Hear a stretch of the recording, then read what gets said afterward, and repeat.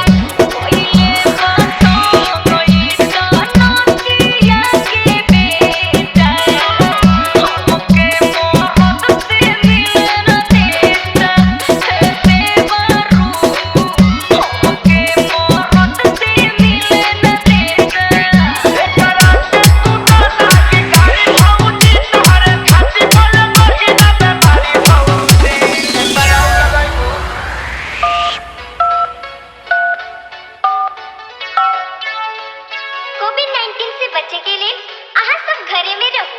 सरकार का निर्देश का पालन करो।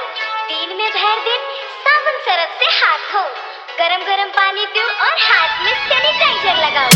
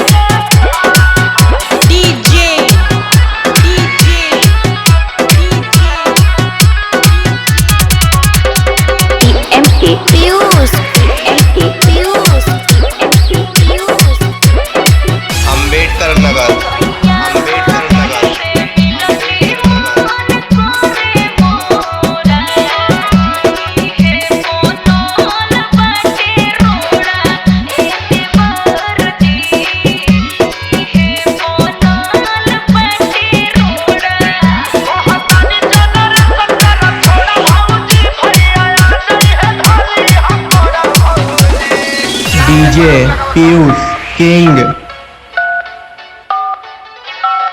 উড়ি বাবা কোভিড-19 থাকে বাঁচা জন্য নিজে বাড়ি থাকুন না হলে গন্ডগোল হয়ে যাবে।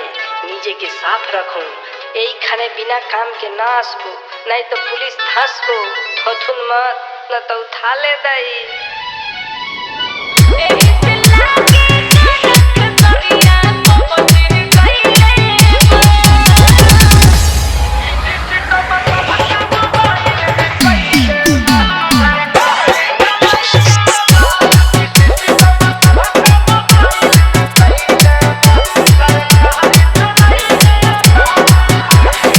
DJ Piyush king.